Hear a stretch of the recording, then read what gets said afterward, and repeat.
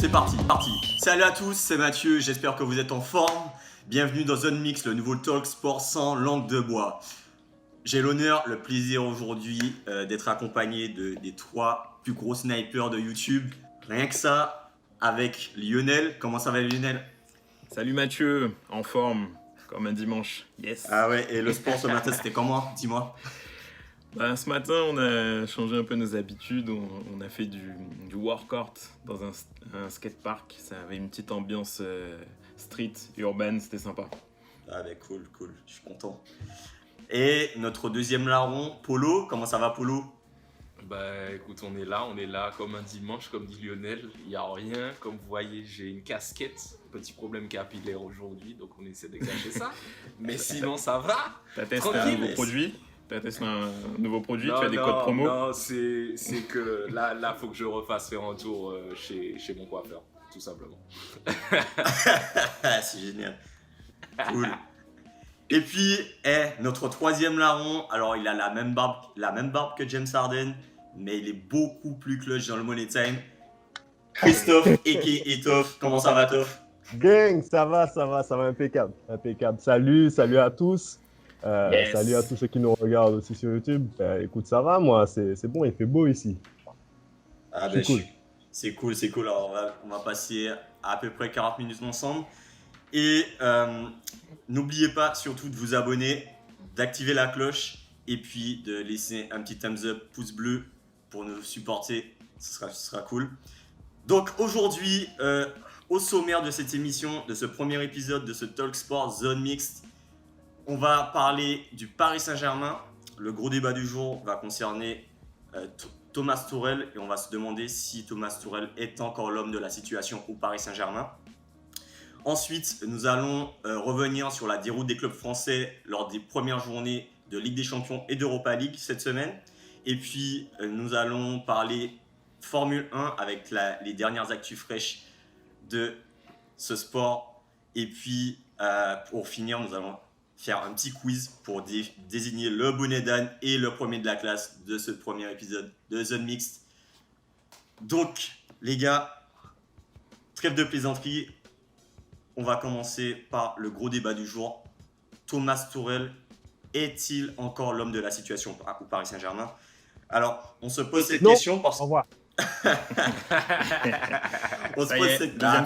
Attendez. Non, mais il faut dire les choses. Depuis pas mal de temps, ça fait 2 ans maintenant que Thomas Tuchel a succédé à Unai Emery à la tête du Paris Saint-Germain. Il y a eu énormément de polémiques, notamment sur le fond de jeu du Paris Saint-Germain.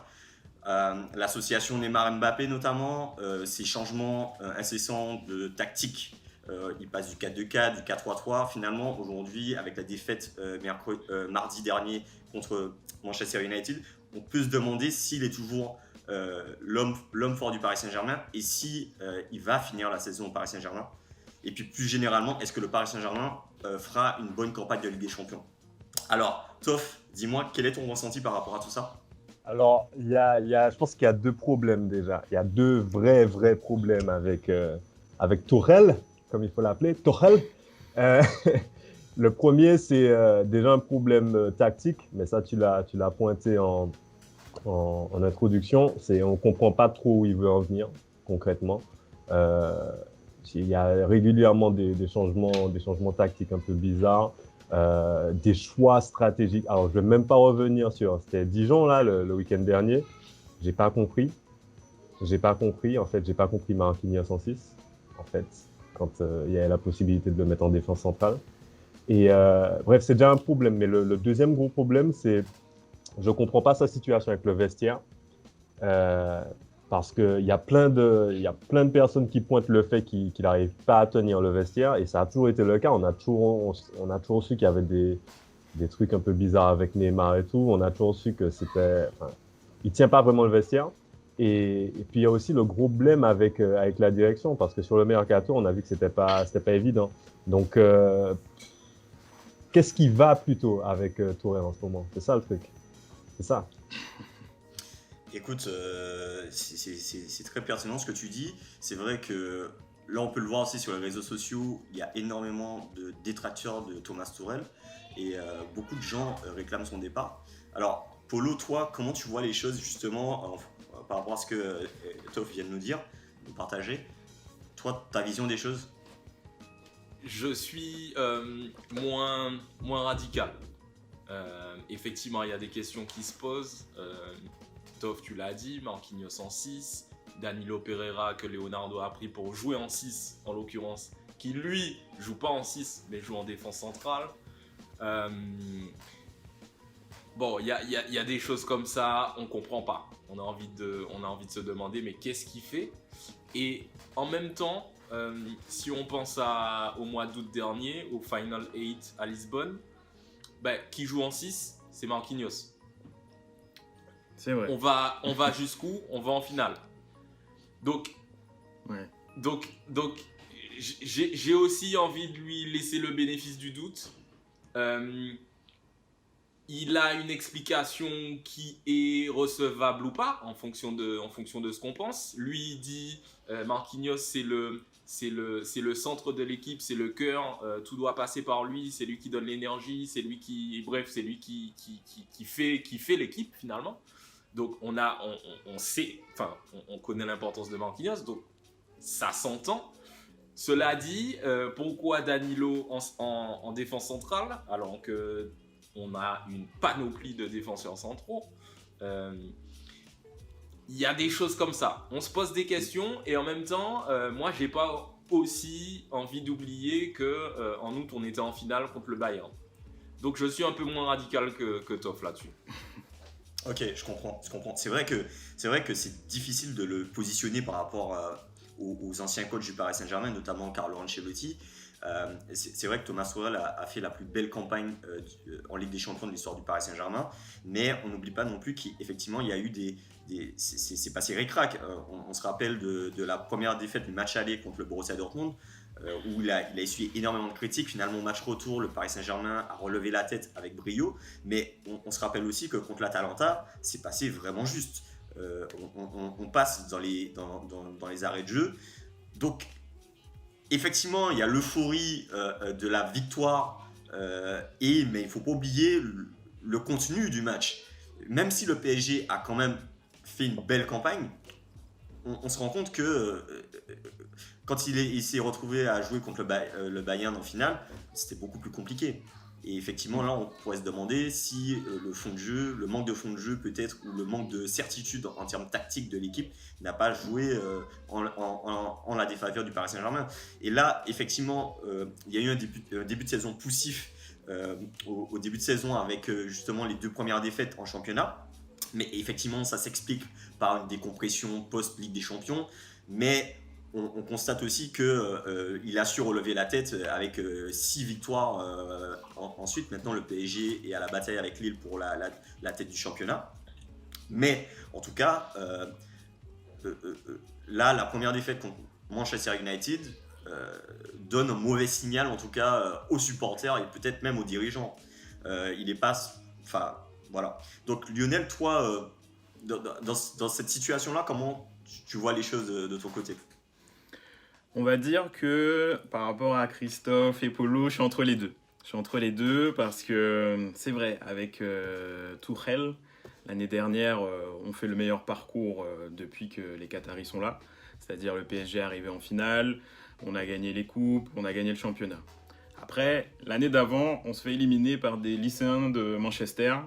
Donc bon, voilà, ça, faut pas l'oublier. Et la semaine dernière, on a encore Rashford qui nous a mis une deuxième défaite en 2 ans. Le problème que j'ai avec Tuchel, c'est que il a peut-être le meilleur effectif du PSG depuis que les Qataris sont là. Donc il a un meilleur effectif qu'Emery. Avec Laurent Blanc, bon, ça se vaut quelque part parce que peut-être Laurent Blanc avait quand même un effectif de malade, hein, surtout sur la dernière saison. Ouais. Surtout que Laurent Blanc, l'effectif était peut-être plus équilibré, notamment au milieu.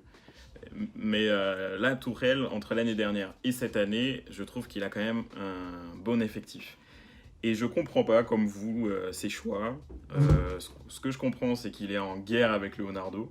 parce que Leonardo a fait comme il a pu, il a recruté des joueurs. On sait qu'avec le Covid, avec la perte financière, il a fait avec les moyens du bord, mais il nous amène quand même Moïse Kean, il nous amène Danilo, il nous amène Rafinha, et visiblement avec Danilo, il y a un souci. Tourelle, il connaît le profil de Danilo. Danilo est titulaire à Porto, il a 29-30 ans. Et le il a gars, de l'expérience. Eh oui. il a de l'expérience. Et contre Dijon, tu le fais jouer en défense. Et tu fais jouer Marquinhos. Danilo, c'est quand même, ça peut être un défenseur central. Hein. J'ai pas de souci. Oui. C'est un 6. Ouais, apparemment, il peut faire les deux postes. Mais à la base, c'est plus un 6 et Marquinhos, c'est plus un défenseur. Après, Marquinhos, je suis d'accord avec Polo. C'est un bon 6. C'est lui qui a joué en Ligue des Champions. Mais c'est lui aussi qui était en finale. Et où on avait du mal en finale, c'était au milieu. Donc c'est un bon 6, mais est-ce que c'est le meilleur, est-ce qu'il fait partie des top 6 du marché? Je ne pense pas. Danilo, je ne sais pas, mais Danilo, on ne lui a pas donné sa chance. Donc j'espère qu'au prochain match de Ligue des Champions, il jouera en 6, parce que là, Tourelle, il fait du bricolage alors qu'il a des joueurs au bon poste. Il a Marquinhos. Oui. Je t'interromps juste parce que je pense que justement, c'est pas du bricolage. J'ai l'impression qu'il a mis Marquinhos en 6 pour préparer la Ligue des Champions. Et je pense que sa volonté est vraiment de rester, en tout cas en Ligue des Champions, sur un Marquinhos qui joue en 6. Maintenant, est-ce que ça plaît ? C'est un autre débat. Oui, mais je pense pas que c'est du bricolage là-dessus, en tout cas. Je pense que c'est réfléchi. D'accord, mais Marquinhos en Ligue des Champions, je pense que c'est une bonne solution. Mais Marquinhos contre le Bayern de Munich, contre le Real Madrid, contre Liverpool, je ne sais pas si c'est suffisant. Donc, essayer Danilo et le préparer contre Dijon, le préparer en Ligue des Champions, ça peut permettre de voir si on a une deuxième option. Parce que d'un côté, j'ai vu l'interview là, samedi, Tourelle dit oui, Marquinhos c'est le cœur du jeu, Marquinhos au milieu il aide toute l'équipe, alors qu'en défense il aide que la défense. Sauf qu'en défense il fait un très bon duo avec Kimpembe, et Thiago Silva est parti, et Tourelle aurait aimé avoir d'autres défenseurs. Sauf que Kehrer, Diallo et même le petit Pembele, ils sont là, ils existent, et en plus Kehrer et Diallo, c'est les joueurs que Tourelle a voulu. Donc j'ai l'impression que Pembele, c'est quand même top niveau Ligue 1 quand même, mine de rien, hein, en défense centrale. Dans n'importe quelle équipe de Ligue 1, il est titulaire. Hein. Donc il n'y a pas un manque de défenseurs centraux. Clairement. Et en plus, les défenseurs formés au PSG sont plutôt très bons. Quand on voit Kimpembe, c'est le bon exemple. Mais il y en a d'autres aussi, et Pembele a l'air d'être une vraie pépite. Donc Tourelle, je trouve qu'il se plaint beaucoup. Il s'est plaint beaucoup pendant le mercato. Et au final, il a eu les joueurs qu'il voulait, mais il les fait pas jouer au bon poste. Donc, justement, tu pointes quelque chose de très important. Thomas Tourelle, notamment, et sur les réseaux sociaux, il est aussi critiqué pour son côté pleurnicheuse. C'est une grosse pleureuse, il faut dire les choses. Ouais. Il est toujours en train de se plaindre. Le mec, il a quand même Neymar, Mbappé, Di Maria dans son équipe. Il a Mauro Icardi. On peut pas dire que les Qataris se soient foutus de sa gueule. Clairement, en termes d'effectifs. Mais il trouve quand même le moyen de se plaindre tout le temps. Et d'ailleurs, la dernière sortie de Leonardo, je ne me rappelle plus du match, à la fin de quel match de championnat Leonardo a fait une sortie. C'était en réponse à la conférence de presse de Thomas Tourelle où il se plaignait justement de ne pas avoir d'effectifs. Je suis désolé. N'importe qui d'autre. À lui. De la gueule du monde. Surtout quand après tu te fais éliminer par des lycéens de Manchester. Le truc n'est pas passé 2 ans plus tard. Oui, ça. Mais quand tu te fais éliminer par une équipe qui a beaucoup d'absents et que tu continues de te plaindre chaque année alors que tu as les joueurs que tu veux, ça fait beaucoup. C'est son thème récurrent. Mais par contre, juste pour nuancer mon propos du début, parce que vous me prenez pour un psychopathe, Tourelle, attention, faut que l'un de nous fasse son travail et fasse les stats, mais je crois que c'est le meilleur pourcentage de victoire de tous les coachs parisiens depuis le début des Qataris. Attention, donc c'est très très bon, c'est excellent. Mais quand même, il y a un moment où tu te dis, est-ce que Antoine Kombouaré avec le même effectif n'aurait pas fait pareil, tu vois. Et Ouais. là, Ça, c'est les grandes questions, justement. Ouais, ça c'est le grand sujet, oui, effectivement, les Mais- coachs.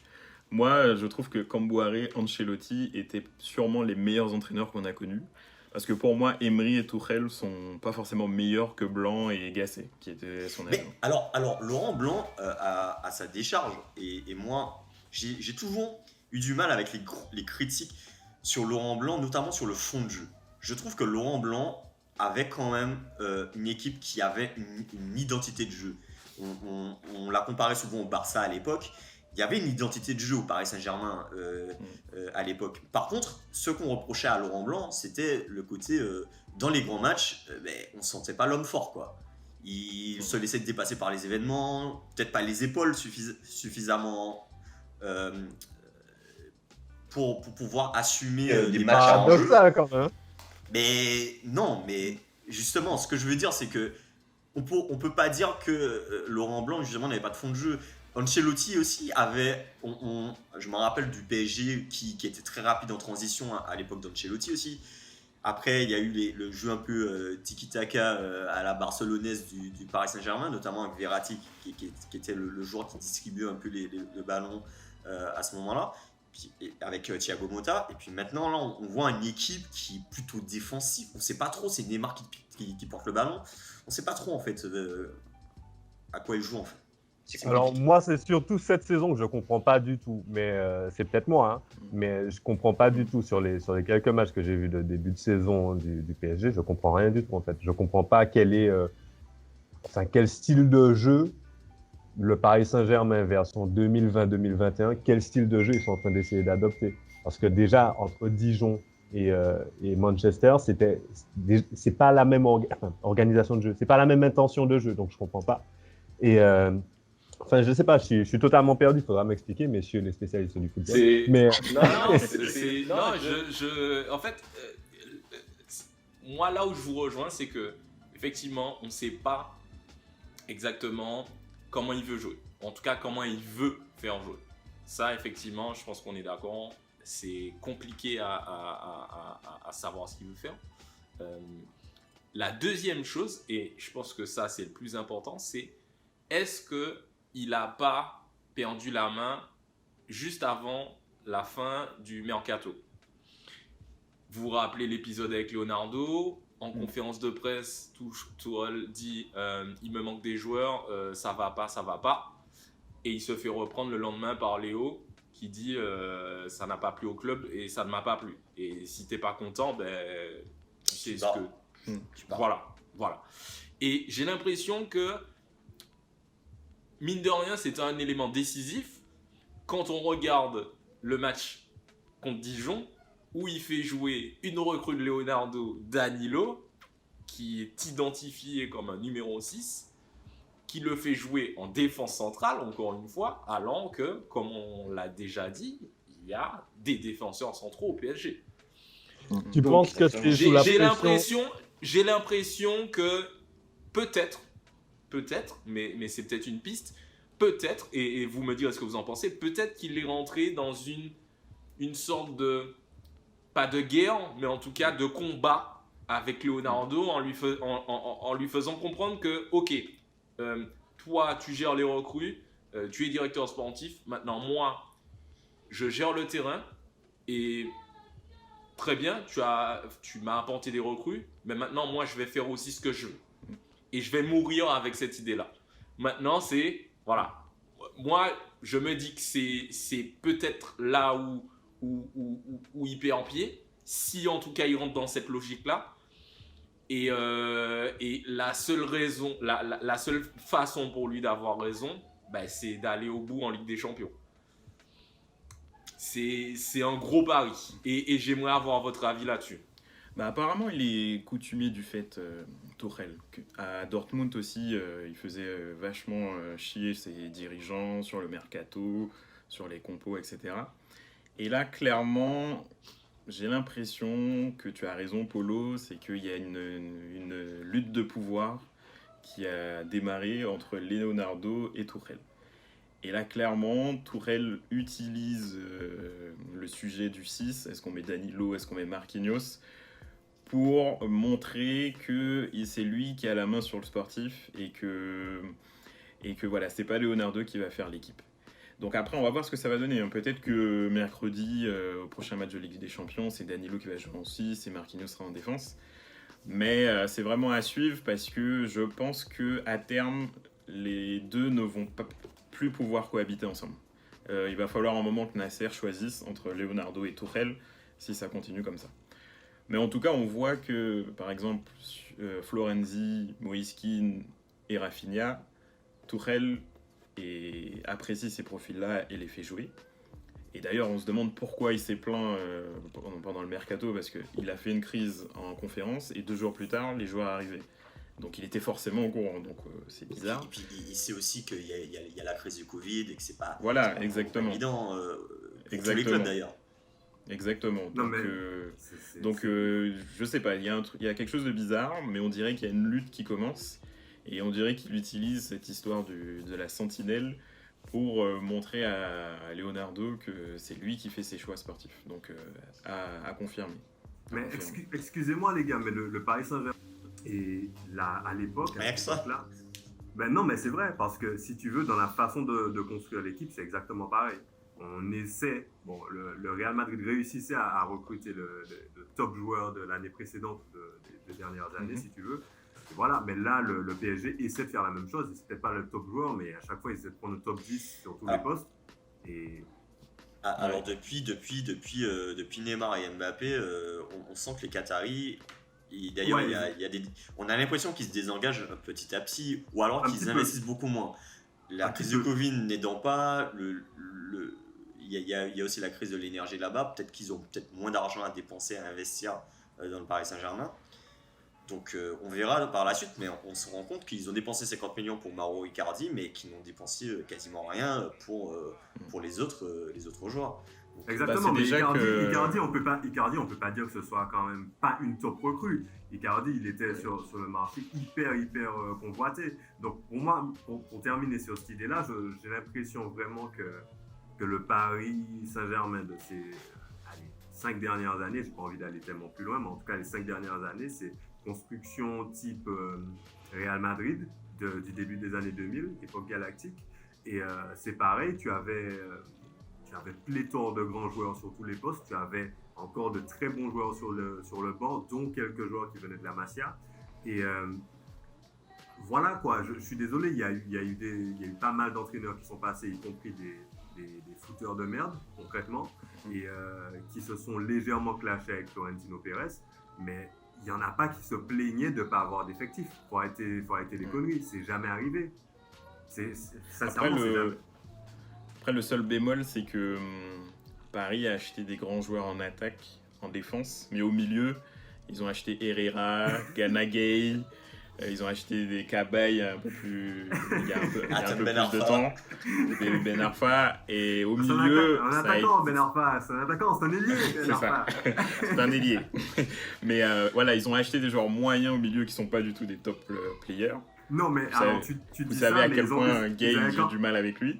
Verratti a été considéré, je sais plus par quel journal que j'ai vu il y a quelques années, top 5 milieu relayeur. Tu parles de l'équipe ? Ouais, mais quand PSG achète Verratti, il sort de série B, de Pescara. C'était vraiment un style. Ouais.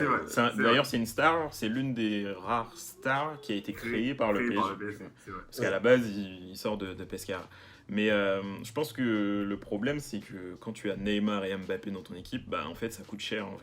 Ça coûte cher et ça a coûté cher pour les acheter, les faire venir, et puis il coûte cher en salaire. Mbappé. D'ailleurs, il y a des rumeurs qui disent qu'ils veulent se débarrasser d'un des deux. Ce serait une bonne opération. La logique, à mon sens, excuse-moi de te couper Lionel, la logique, à mon sens, c'est de se débarrasser de Neymar. C'est la logique même. Pour moi, ce serait la logique. Je vous explique pourquoi. Parce qu'en fait, Neymar, justement, quand je parlais du fond de jeu que je ne comprends pas du Paris Saint-Germain, c'est que Neymar, en fait, il déséquilibre totalement le jeu. En fait, il déséquilibre un jeu qui n'est pas équilibré. C'est-à-dire que vu qu'il décroche toujours énormément, qu'il porte beaucoup le ballon, en fait, il joue cette espèce de rôle de 10,5, je sais pas quoi, ça n'existe même plus dans le football moderne, qui fait qu'on n'a pas vraiment besoin de trouver un milieu de terrain semi-offensif qui va faire le taf, parce qu'on sait que Neymar va faire ça, mais en même temps, quand il fait ça, il n'est pas du coup en support de l'attaquant de pointe, ou il n'est pas sur le côté comme on aimerait l'avoir en fait.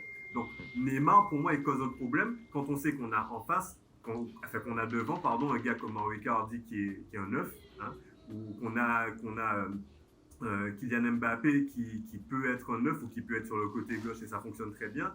Enfin, voilà.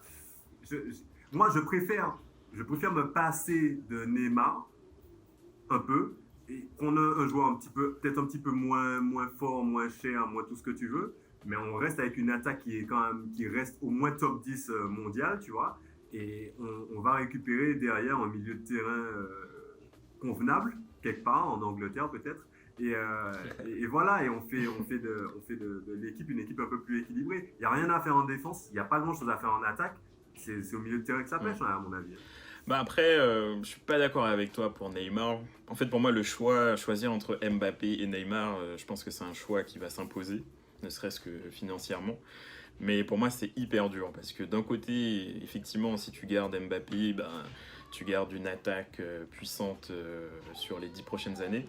Même si Mbappé est meilleur à gauche qu'en pointe. Pour moi, c'est pas un vrai neuf.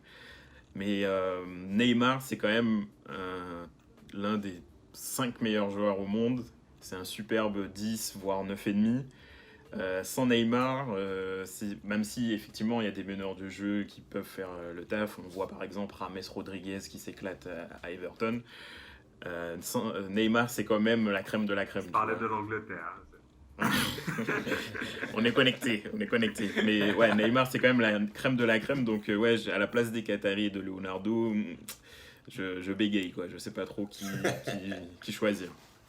Je pense que non, moi là-dessus, et si je fais le lien avec Tourelle, je pense que lui, il se pose pas la question. Lui, je pense que déjà, son horizon, c'est la fin d'année, parce que son contrat dure jusqu'à la fin d'année. Il sait que d'ici la fin d'année prochaine, il aura les deux.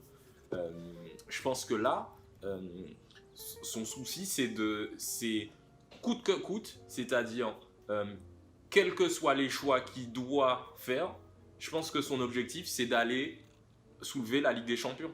Donc, si pour lui, il doit mettre Marquinhos en 6 et Danilo en défense centrale pour jouer Dijon le week-end précédent, je pense qu'il va le faire. Ouais. Et je pense qu'il va mourir avec cette idée-là. Et moi, j'ai envie d'y croire. Honnêtement, j'ai envie d'y croire. Parce que, encore une fois, avec Marquinhos en 6, on a été jusqu'à la finale. Alors, je sais que vous avez dit oui, mais contre le Bayern, etc.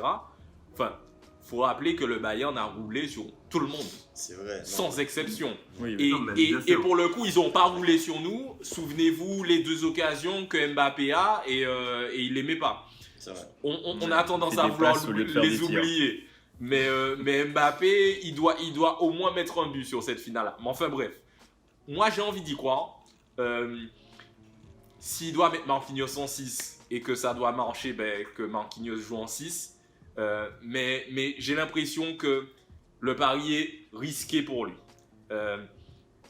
J'ai envie d'y croire. Et c'est sur ces belles paroles qu'on va clôturer ce débat. Merci messieurs. Et vous qui nous regardez, n'hésitez pas à donner votre avis en commentaire. On se fera un plaisir de vous lire et de vous répondre si besoin.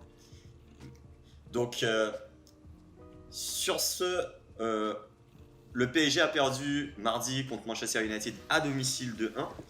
Et ce n'est pas le seul club français à avoir perdu. Alors, je rappelle les résultats.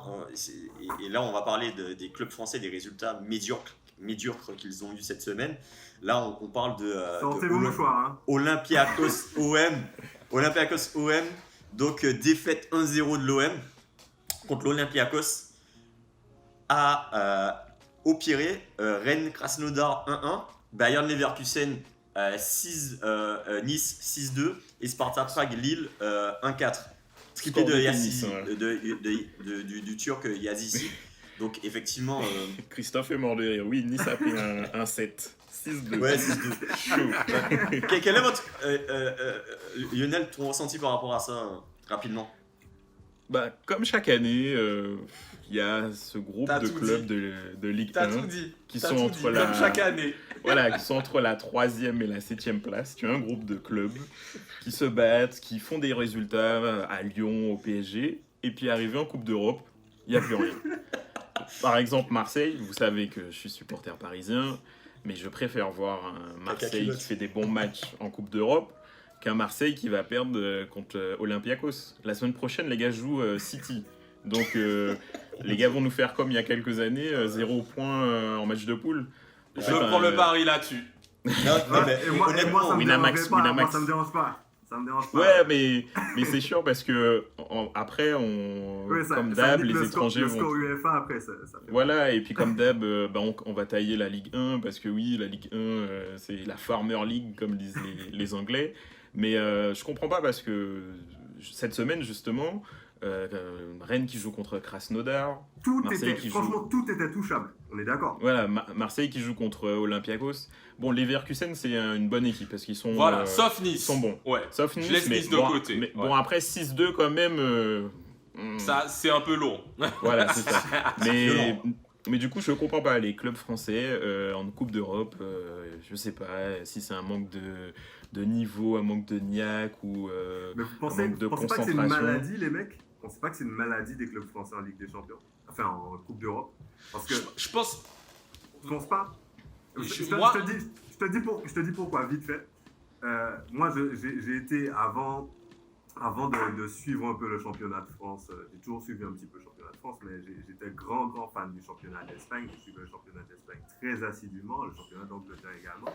Et sincèrement, même quand tu avais pendant un moment le Deportivo La Coruña voguait entre la 4e et la 2e place, tu vois, ils étaient toujours en Coupe d'Europe. Et le Déport n'a jamais fait de vraies contre-performances en Coupe d'Europe, en fait, que je sache. Séville, pareil, ils font pas de vraies contre-performances, tu vois. Je parle pas du Oui, en Real et plus, du Barça Séville, parce qu'on les attend tout en haut, mais... En plus, Séville a gagné 5 ou 6 Ligue Europa. Donc, Voilà. oui, tu as Voilà. t'as une vraie culture de la Coupe d'Europe.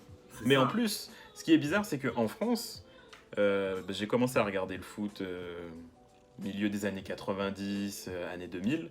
À l'époque, les clubs français faisaient des vrais parcours en Coupe d'Europe. Tu as des Ouais. équipes comme Nantes, comme Bordeaux, comme Marseille aussi. Marseille a fait 2 finales. Marseille a fait en- 2 finales. Deux. On Non, compte 2 finales, du coup, ou on compte une? Je sais pas. Là, ils ont perdu. Ils ont perdu contre les Étoiles Rouges de Belgrade. ce sera l'objet d'un autre sujet. Mais bon. Ouais, Un mais, autre débat. Mais, après ça, mais- ils ont fait 2 finales. Là, il y a 2 ou 3 ans contre. Ah oui, mais en Europe, oui. mais en Ah, Europa c'est pas League. En Non, Europa ils ont League, fait- en Europa Ils ont fait League. beaucoup Ouais, il de y a eu finales la d'Europa finale League. contre Mais c'est l'Atlético. l'Europa League. Et il y a eu une finale avec Drogba à l'époque. Contre Parme, Et- il me semble. Et moi, j'ai un souvenir d'enfance, c'était Nantes qui, en 96, arrive en demi-finale de la Ligue des Champions contre la Juve de Zidane. Enfin, Ouais. c'était peut-être pas Zidane, je Deschamps, etc. Ouais, je pense en 96. Et les il y a gars- un- effectivement. Et les gars ne perdent que de 2 buts, tu vois. Donc ils jouent en plus à l'époque, c'était une équipe qui jouait bien, etc. Mais aujourd'hui, les clubs français, ils sont à fond en championnat, enfin à fond, ils sont à 20 points, 30 points du PSG. Mais ils font quand même du bon jeu. Et puis en Europe, ils font de la merde. J'ai pas d'explication. Mais moi, je trouve que le 3e club français, par exemple, 2e ou 3e club français, j'ai l'impression qu'il fait moins peur en Coupe d'Europe que le champion de Grèce ou du Portugal. C'est fou quand même. Hein. Enfin, Non, c'est c'est terrible. On est d'accord, hein? Et moi, ce qui me fait peur, je vais pas répéter ce que vous avez dit, c'est catastrophique, mais comme disait Lionel, c'est tous les ans comme ça. Mais ce qui me fait peur, c'est que les années précédentes, il y avait Lyon. Là, Oui. ils y sont pas. Et Lyon, c'est l'équipe, en tout cas, que ce soit en Ligue des, c'est souvent en Ligue des Champions, mais que ce soit en Coupe d'Europe en général, ils sont toujours là. C'est vrai, Contre c'est les l'équipe gros, contre les européenne. petits, Ouais. c'est une vraie équipe qui sait jouer l'Europe. On n'a pas ça derrière. Ouais. Moi, ça me fait peur. Pour l'indice UEFA, ça me fait peur. Mais bon, comme tous les ans. Ça change pas. Sauf cette année. Cette année, on a quand même eu 2 clubs en demi-finale de Ligue des Champions. Ouais. Des clubs français. Ouais, Ouais. la Ligue des Champions Covid quand même. Hein. Oh non, c'était non, vraiment une belle Ligue des Champions. Non, Ça s'est bien terminé. C'est une belle Non. Ligue des Champions, je suis d'accord, mais enfin, je suis pas sûr que sur les matchs aller-retour, voilà. Hein. Après, on a battu, On a quand même battu vibré avec Dortmund. Lyon, avec les Lyonnais, on a quand même vibré avec eux. Le Ouais. match contre City. Non, Tu as vibré avec eux. Moi, je me dis que c'est 2 matchs de suite comme ça pour Lyon. Franchement, j'ai envie d'y croire. Sincèrement, après, j'ai envie d'y Lyon, croire. Lyon a battu la Juve sur 2 matchs. Et Paris a battu Dortmund sur 2 matchs. Donc, Mais il n'y a aucun souci. Moi, je n'ai pas de doute sur le parcours du Mm. PSG sur une Ligue des Champions format normal en 2019-2020. Tu vois. Par Ouais. contre, Lyon, je suis pas sûr. tu vois. Mais après, Mais, Lyon, ils étaient toujours là. Et Ouais, Non, Lyon, mais- Lyon est souvent Voilà. bon en Ligue des Champions. C'est en Ligue 1 qu'ils font n'importe quoi. Mais ça me va, tu vois, ça me va. Parce qu'il faut plus de Français en Coupe d'Europe, il faut se bouger, quoi. Bon, messieurs, on va clôturer cette partie, cette section foot sur ces belles paroles. Et on va passer à la Formule 1. Actu fraîche, cette semaine, Romain Grosjean de l'écurie As a annoncé que son contrat, il allait quitter l'écurie en fin de saison. Magnussen également, son coéquipier chez As, va quitter l'écurie. Et donc, ça sonne la fin de son aventure en Formule 1, probablement, puisque... Romain il aura Crashman, c'est ça Grosjean, pardon. Alors effectivement, Romain Grosjean est victime d'une fronde des réseaux sociaux à son égard, mais pas que, à cause de ses différents accidents. Et il est connu pour provoquer pas mal d'accidents. Mais bon, Romain Grosjean, Enfin- c'est quand même, je le rappelle, 10 podiums en Formule 1 depuis 2009. Je crois Oui, qu'il a commencé en et- 2009 de mémoire. Et n'oublions pas, As, c'est la plus mauvaise voiture qui existe. Il y a Exactement. pire, il y a Williams quand même. Williams, c'est encore pire. Ouais, non, je pense que si on regarde le classement Sincèrement, je pense constructeur, que Grosjean, s'il vient avec sa voiture de ville et tout sur la grille de départ, il fait peut-être le même résultat, tu vois. C'est pas- non, je Mais pense après, que As Grosjean- aussi, ils devraient virer avec leurs 2 pilotes, hein, honnêtement.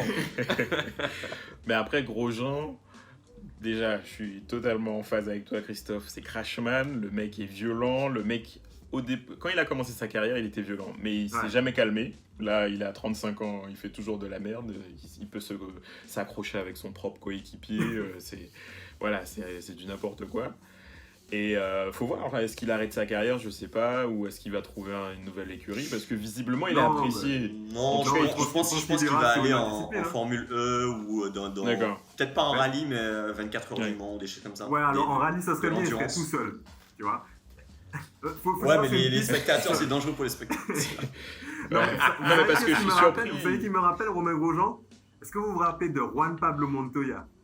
Ah oui. Ouais, Pareil, ouais. hein, c'est un violent, mais un violent. Il est pas resté talentueux. longtemps en F1, lui. Il est resté, Ouais, il a pas fait. Il a pas il Mais est en resté fait, quelques années, mais pas de temps que ça. Ça a pas Mais duré longtemps. Montoya, il a dû faire 6 ou 7 ans quand même. Et il sortait de résultats géniaux, je crois, en Formule 3 avant. Il est monté en Formule 1, c'était waouh, tu vois. Et je me rappelle les grands duels qu'il y a eu avec Schumacher, avec Alonso à la grande époque et tout. Mais c'était quand même le mec dangereux. C'est le mec que tu n'as pas envie de dépasser dans les 3 derniers tours parce que tu risques de ne pas finir la course, tu vois. Mais le truc, c'est que Montoya, mine de rien, il faisait ça, mais il a quelques victoires à son actif. Il a des victoires, ce que Grosjean Ouais. n'a pas. Voilà, c'est Grosjean ça. n'a Il pas. a des victoires. Alors, c'est vrai qu'il a toujours été dans des écuries qui étaient un peu meilleures que Grosjean, mais je vais quand même rappeler à toute phase utile que Grosjean a été, je ne vais pas dire de connu, il a été chez Renault à un moment qui était pas mal, c'est ça. Je crois qu'il a quand même couru sur de belles voitures à un moment, Grosjean, et il n'a jamais fait de résultats. Il était même à une époque très loin derrière son équipier. Il y a un moment où il faut se dire que Grosjean, bon, désolé, j'aime beaucoup la personne, en tout cas ce qu'il dégage dans les médias et tout, mais c'est pas un très très grand pilote. Voilà, il faut qu'il aille se reconvertir comme Montoya, à faire du DTM, ou enfin, je ne sais même plus si ça existe encore le DTM, du NASCAR ou quelque chose comme Toi, ça. t'es violent avec Romain. Non, mais bien sûr, Non, mais- Grosjean, s'il fait du Non, NASCAR, mais- c'est cool, hein, le public sera content, il y aura des crashs à chaque course. C'est En ça qui est NASCAR, normal, hein. ouais. IndyCar, NASCAR, ouais, à voir. Ouais. Aux Ah, États-Unis, mais peut-être, surtout que- ça peut être sympa. Surtout que Grosjean, c'est un grand mystère qu'il ait pu faire aussi longue carrière, parce que le Totalement. gars a quand même... Mais il a quand même des résultats, c'est surtout ça en Ouais. fait. Non, Parce mais qu'il a il quand a même fait quand des même podiums. créé, Il est toujours le C'est deuxième pas rien, pilote. quoi. créé Ils sont beaucoup pas de- nombreux tous les mecs qui en Formule 1 qui peuvent se revendiquer 10 podiums en carrière. Ouais, Non, mais il a quand même créé pas mal de casses et il a fait quasiment plus de 10 ans, enfin plus de 10 ans, voire 15 Bien ans sûr. de carrière en F1. Tu peux Et, pas être un c'est mec quand qui même est un toujours grand le mystère. deuxième pilote. T'es toujours le deuxième pilote. T'es jamais le numéro 1. Toujours le deuxième pilote. Tu crées des crashs tout le temps. Tu finis pas. Le mec, j'ai recherché il y a quelques temps s'il a fait une saison complète tous les grands prix.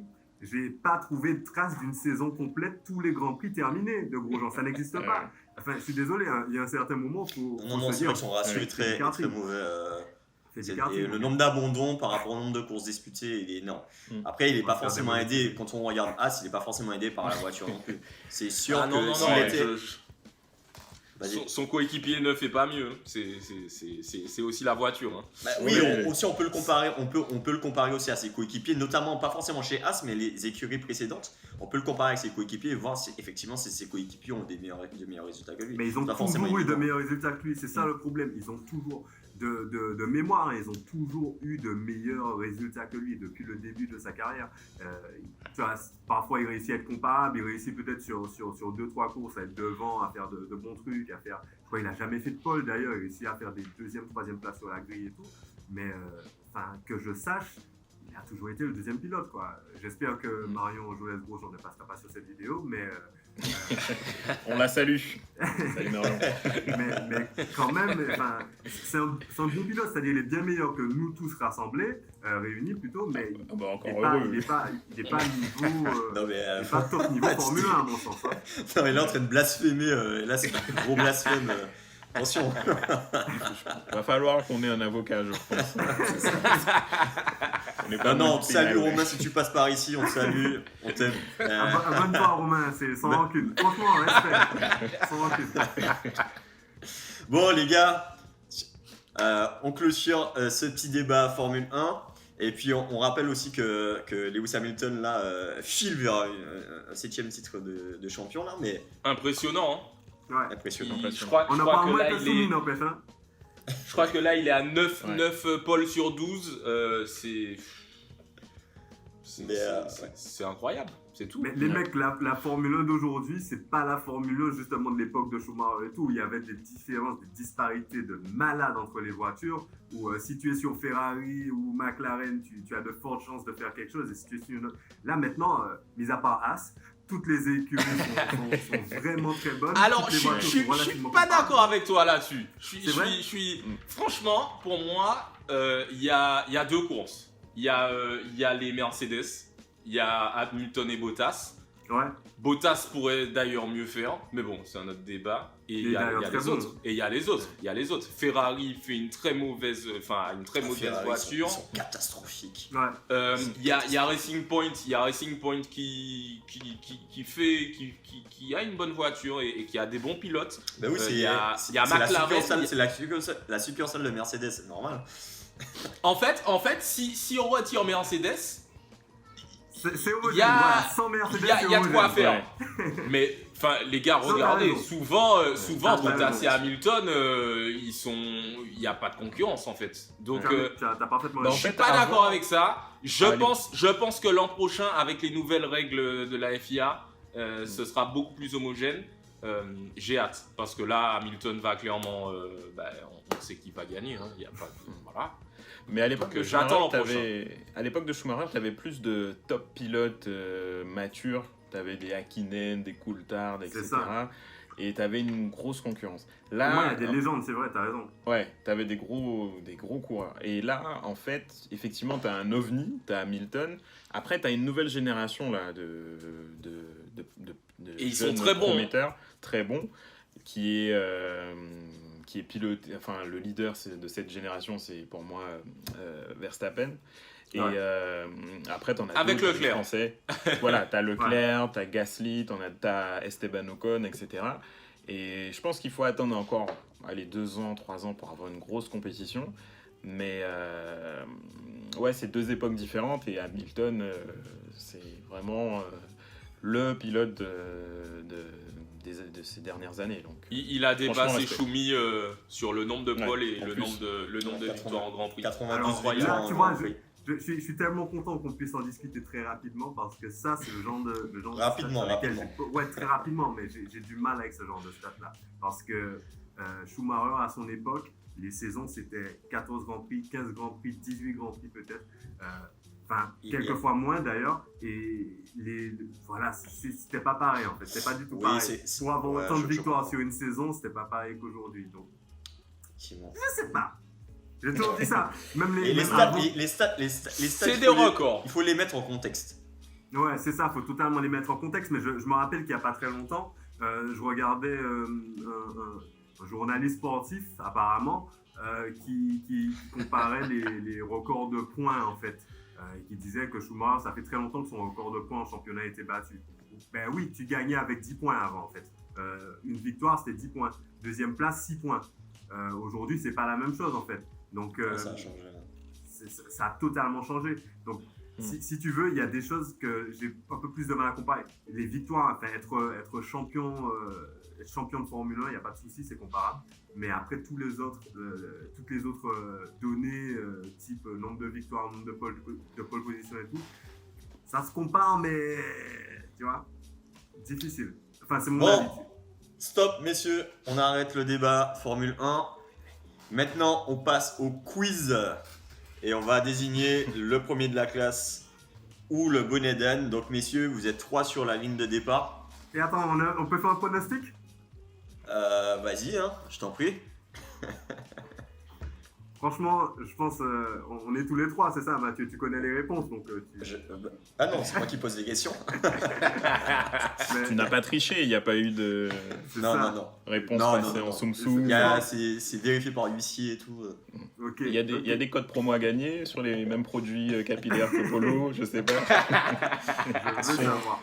Non, je pense Je vais que- négocier pense un que- partenariat avec mon coiffeur. Ouais. Yes. Moi, je pense tout en haut, il y a Lionel, et je pense que tout en bas, il y a James Harden. Oh. On sait, Bon, on sait pas ça va on verra, porter sur quoi. on verra. La pression est sur Messieurs. Lionel.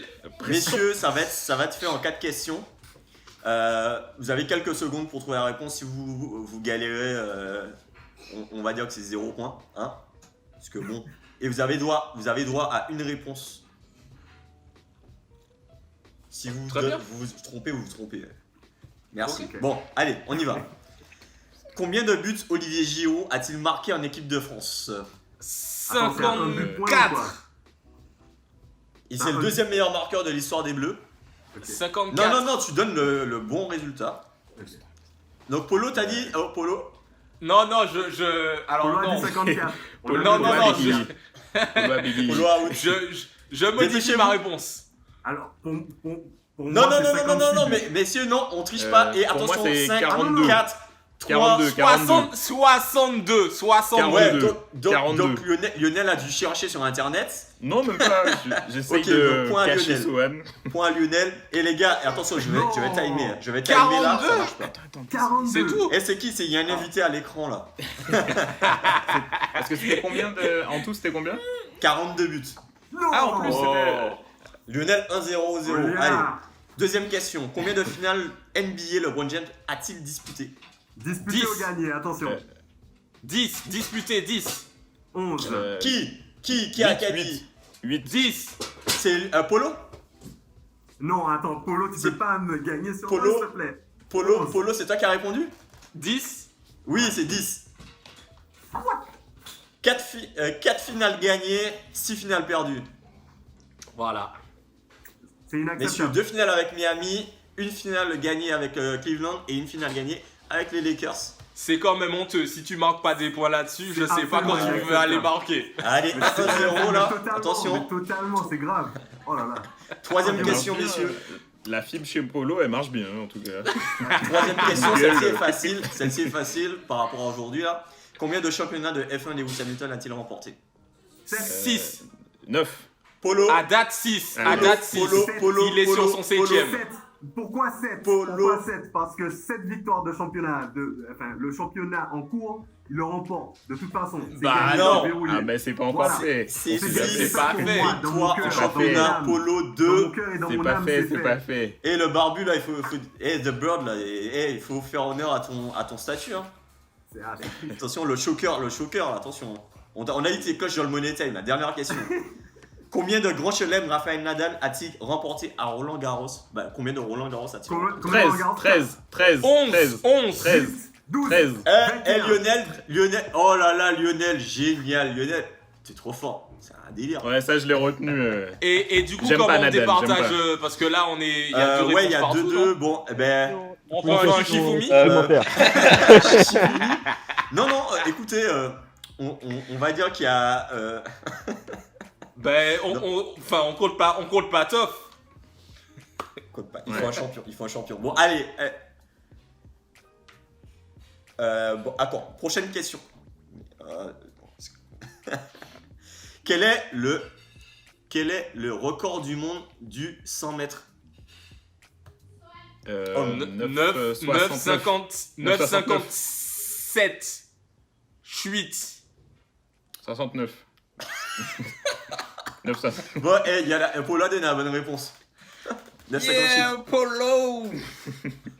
Polo a gagné. Outsider. Bon, messieurs, c'était super. J'étais ravi de présenter cette première émission avec vous. Prochaine émission, on l'espère très bientôt. Activez la cloche pour être informé de la prochaine vidéo. Et puis d'ici là, portez-vous bien.